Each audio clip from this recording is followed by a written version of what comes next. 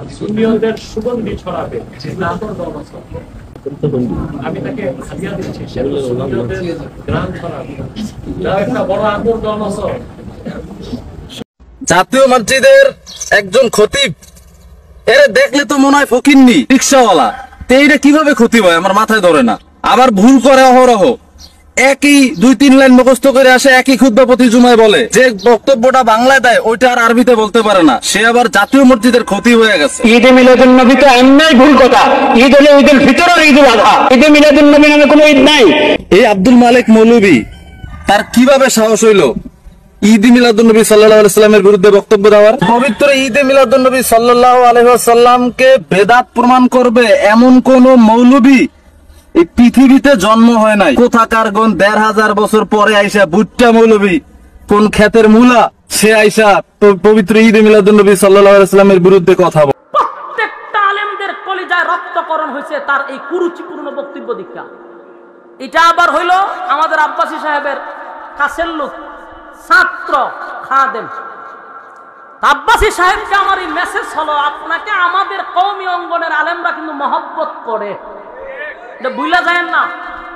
বাংলাদেশে যদি আপনি 100টা মাহফিল করেন এর 85% মাহফিল তো আমাদের অঙ্গনে আপনি করেন। আমরা আপনাকে ভালোবাসতে শুরু করছিলাম। আমাদের অধিকাংশ মাদ্রাসায় আপনাকে দাওয়াত দেওয়া হয়।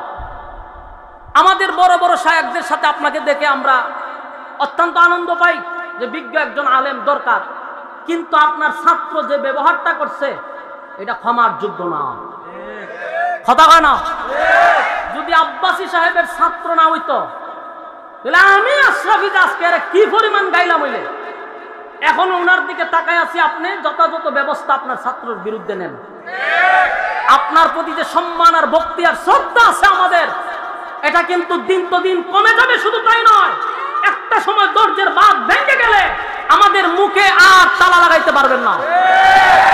সুতরাং বাংলাদেশের অসংখ্য আলেমদের হৃদয়ে রক্তকরণ হয়েছে, একটা বক্তব্য নয়। পরে সে আবার লাইভে আইসা আরো যে কুরুচিপূর্ণ বক্তব্য দিছে এটা মাহফিলে প্রকাশ করার মতোই না।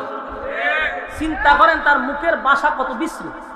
সে আরো বুঝার মধ্যে তোরা কিতা করবি কর, ইঙ্গিত দেখ আমার নিচের রুম ছিল না, নাউজুবিল্লাহ।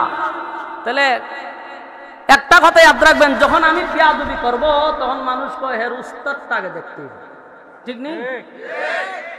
তখন কিন্তু আমার ব্যবহারে আচার ব্যবহারে ওই আমার মা বাপকে মানুষে চিন্তা করে, আনিলে আমার উস্তাদকে চিন্তা করে।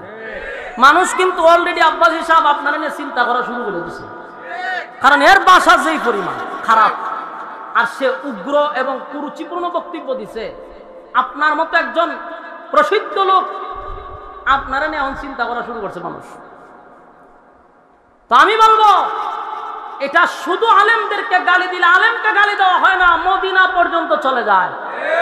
এই জন্য গালি দিতে গেলে সাবধান সাবধান, কারণ এই গালি শুধু এখানে সীমাবদ্ধ থাকে না। কারণ উলামায়ে কেরাম হচ্ছে রাসূলের ওয়ারিস। আপনি যদি আমার বাচ্চারে গালি দেন, তাহলে আমার বাচ্চারে গালি দিলে কি আমার বাচ্চারই কষ্ট লাগছে না আমার কষ্ট লাগছে?